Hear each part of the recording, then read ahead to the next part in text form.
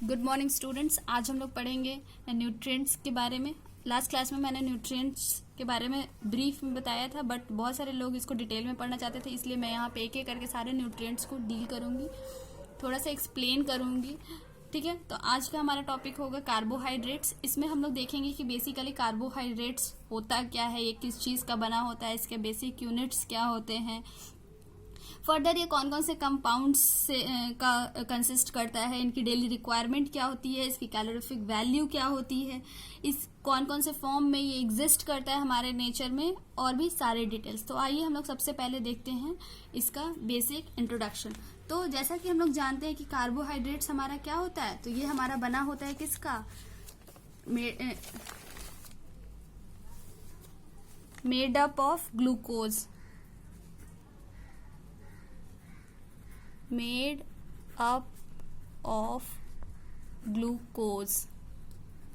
ठीक है, मतलब ये ग्लूकोज का बना होता है। इसका बेसिक यूनिट तो हमारा क्या क्या हो जाएगा, दैट इज हमारा ग्लूकोज हो जाएगा। अब ये ग्लूकोज क्या होता है, तो इसका आप लोगों ने फॉर्मूला सुना होगा, बहुत बार पढ़ा होगा, C6H12O6। ये क्या है, बेसिकली हमारा ग्लूकोज है। तो जैसा कि आप देख सकते हैं कि ये ग्लूकोज हमारा किस किस चीज से बना हुआ है, कार्बन, हाइड्रोजन और ऑक्सीजन से। तो यही सारे हमारे कंपाउंड्स हो जाएंगे कार्बोहाइड्रेट्स के। यानी कि नेक्स्ट पॉइंट हम लिख सकते हैं कंपाउंड्स ऑफ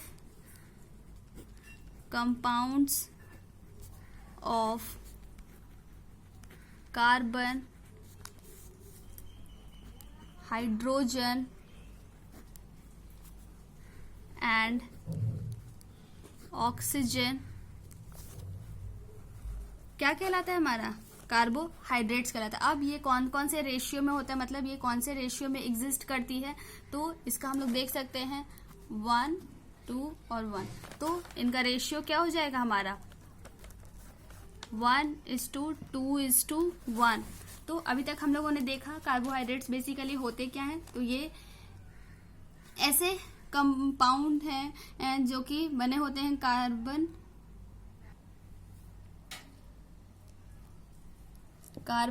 हाइड्रोजन और ऑक्सीजन से मिलकर के। ठीक है, तो अब इसकी कैलोरीफिक वैल्यू कितनी होती है हमारी, तो ये 1 ग्राम में हम लोगों को 4.3 किलो कैलोरी एनर्जी प्रोवाइड करता है, या फिर 4300 कैलोरीज हम लोग कह सकते हैं। ये सबसे कम लीस्ट सोर्स ऑफ एनर्जी होता है, हमारा इंस्टेंट सोर्स ऑफ एनर्जी होता है।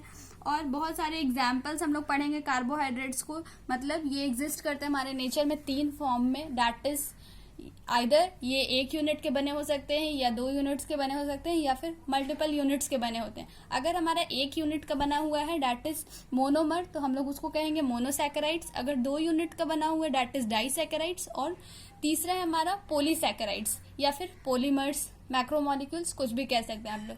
यानी कि जब हमारा मोनोसैकेराइड्स यानी सिंगल यूनिट अगर एग्जिस्ट करेगा तो उसको हम लोग मोनोसैकेराइड्स के नाम से जानेंगे।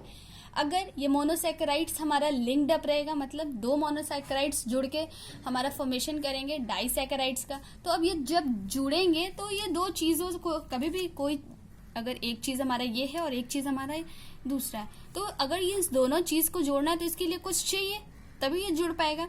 तो ये जो बॉन्ड होता है जिसके वजह से ये जुड़ पाते हैं, ये कौन से बॉन्ड होते हैं, जैसे कि हम लोगों ने हम लोग अभी क्या पढ़ रहे हैं कार्बोहाइड्रेट्स के बारे में, तो इनके जो ये क्या चीज के बने हुए हैं, ग्लूकोज के, तो इसीलिए इनके बॉन्ड भी क्या कहलाएंगे, मिलता जुलता नाम है, आप लोगों को याद रहेगा, ग्लाइकोसाइडिक बॉन्ड कहलाते हैं। मतलब कि ये 2 मोनोसैकेराइड्स जुड़े होते हैं ग्लाइकोसिडिक बॉन्ड से डाइसैकेराइड्स का फॉर्मेशन करने के लिए। सिंपली पॉलीसैकेराइड्स में भी हम लोग वही देखेंगे, वहां पे भी हमारा बहुत सारे मोनोसैकेराइड्स मॉलिक्यूल्स लिंक अप रहते हैं ग्लाइकोसिडिक बॉन्ड से और फॉर्म करेंगे एक लंबा सा चेन, जिसको कि फर्दर हम लोग पॉलीसैकेराइड्स कहेंगे। ठीक है, तो अभी अभी हम लोगों ने जो भी मैंने आपको बताया वो मैं एक एक पॉइंट लिख देती हूँ। इसका डेली रिक्वायरमेंट क्या है हमारा, तो ये डेली हम लोगों को एटलीस्ट 500 ग्राम्स चाहिए। इसका नेक्स्ट पॉइंट होगा हमारा कैलोरीफिक वैल्यू क्या है इसका, ये सब आप लोग भी अपने खुद के नोट्स में लिख लीजिएगा, ये सारे कुछ मेन पॉइंट्स हैं।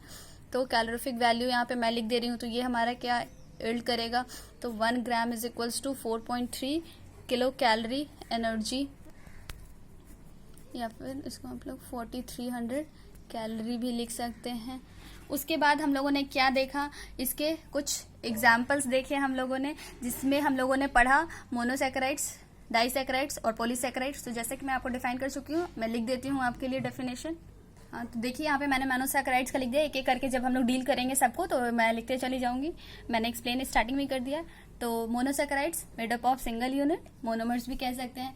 फर्दर कुछ इसके हम लोग स्पेसिफिकेशन, इसके फीचर्स देख लेंगे। तो ये चूंकि एक यूनिट का बना हुआ तो ये हमारा सिंपलेस्ट इन नेचर होगा। दूसरा फीचर इसका है कि ये हमेशा कलरलेस होगा। नेक्स्ट इज ये सॉल्युबल होगा। चौथा है हमारा कि ये स्वीट कार्बोहाइड्रेट्स होते हैं। ठीक है, ये सारे पॉइंट्स भी मैं नोट डाउन कर देती हूँ। तो ये देख सकते हैं आप, यहाँ पे नीचे मैंने कुछ मोनोसैकेराइड्स के दिए हैं फीचर्स, जो कि इनके क्या बोल सकते हैं, क्वालिटीज। ये सिंपलेस्ट इन नेचर होते हैं, कलरलेस होते हैं, सॉल्युबल होते हैं और स्वीट कार्बोहाइड्रेट्स कहलाते हैं। अब ये जो हमारे कार्बोहाइड्रेट्स के जो मोनोसैकेराइड्स फॉर्म है, इनके मॉलिक्यूल्स 3 से 7 कार्बन, इनके मॉलिक्यूल्स या तो 3 से 7 कार्बन एटम्स के बने हो सकते हैं। ठीक है, मतलब इनमें 3 कार्बन के एटम्स हो सकते हैं, 4 हो सकते हैं, 5 हो सकते हैं, 6 हो सकते हैं, 7 हो सकते हैं। ठीक है, लेकिन जो सबसे कॉमन हमारा एग्जिस्ट करता है वो है हमारा पेंटोज एंड हेक्सोज। मतलब कि वैसे मोनोसैकेराइड्स जो कि 5 या 6 कार्बन एटम्स कंसिस्ट करते हैं अपने मॉलिक्यूल्स में। ठीक है, यहाँ पे कुछ कॉमन हेक्सोज शुगर्स और कॉमन पेंटोज शुगर्स के बारे में मैं आप लोगों को बता दूंगी, जो कि मोस्ट ऑफ द केसेस में एग्जाम्स में पूछ लिए जाते हैं। यहाँ पे मैंने और भी कुछ मोनोसैकेराइड्स के बारे में पॉइंट्स लिख दिए हैं, जो कि आप लोग देख लीजिए।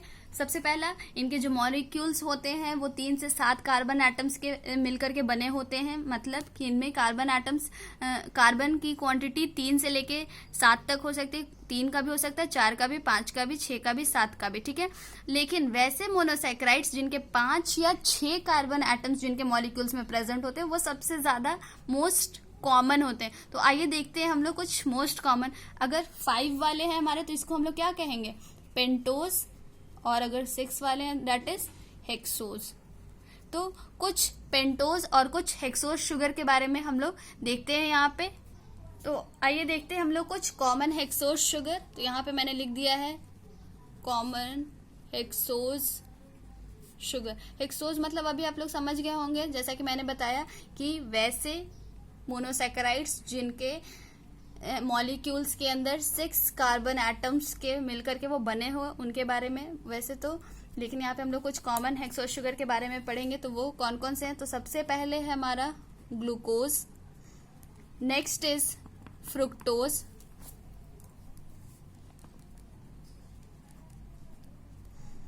Third one is galactose, fourth is mannose. ठीक है, बेसिकली अगर देखा जाए तो ये सब किस में प्रेजेंट होते हैं, तो ये सब हनी और स्वीट फ्रूट्स में अबंडेंट अमाउंट में प्रेजेंट होते हैं।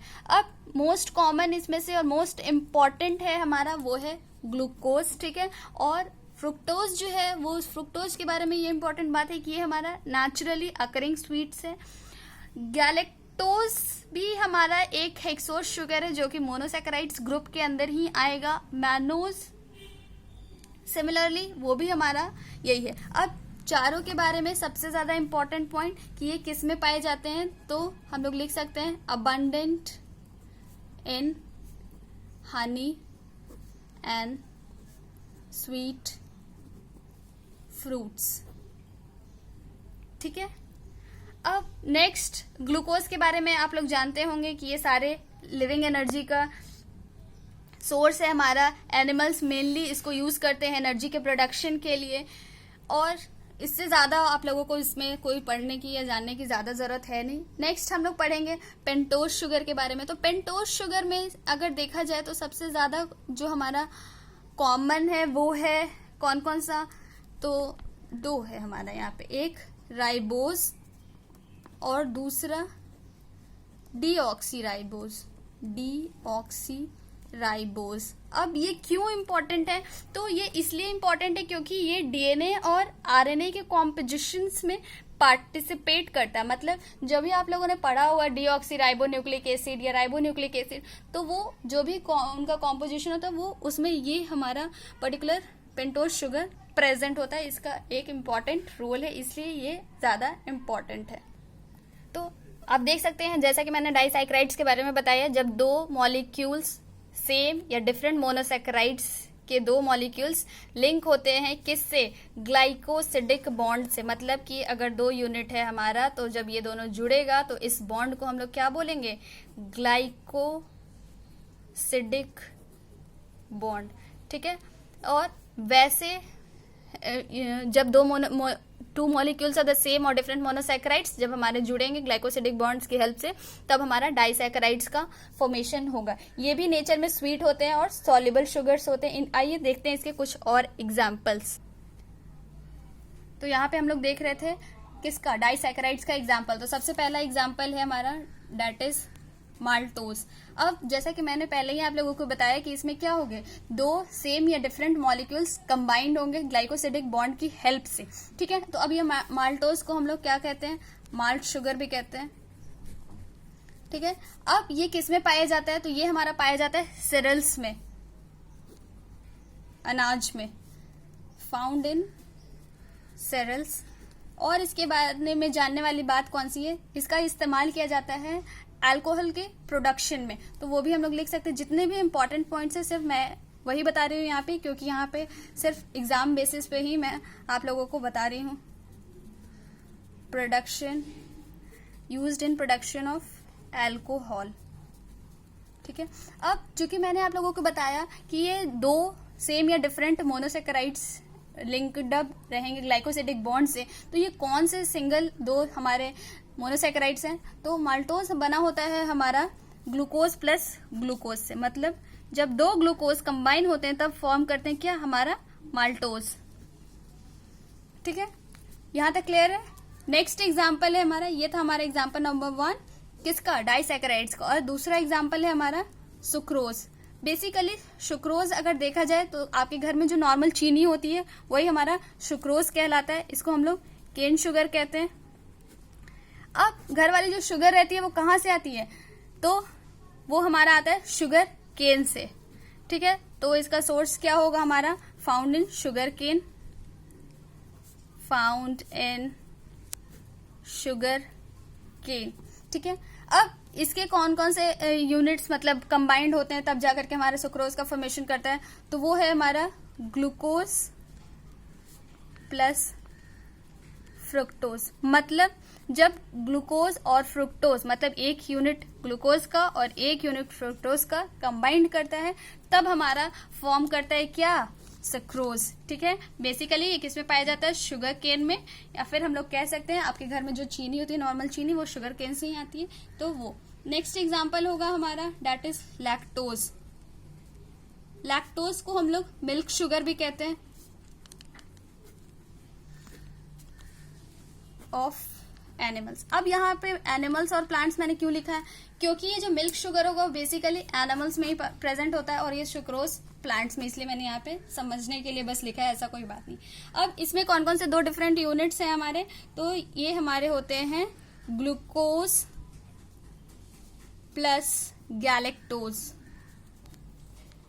ठीक है, अब ये जो लैक्टोज का अमाउंट होता है वो सबसे ज्यादा ह्यूमन मदर के मिल्क में प्रेजेंट होता है। सबसे हाईएस्ट अमाउंट जो होता है ना इसका, वो ह्यूमन मदर में पाया जाता है।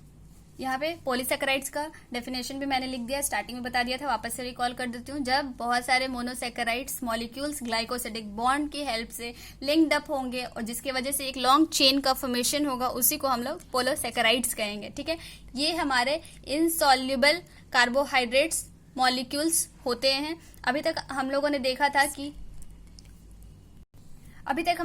था मोनोसैकेराइड्स और डाइसैकेराइड्स के बारे में, तो वो सारे हमारे सॉल्युबल थे, ये हमारे इनसॉल्युबल कार्बोहाइड्रेट्स मॉलिक्यूल्स होंगे।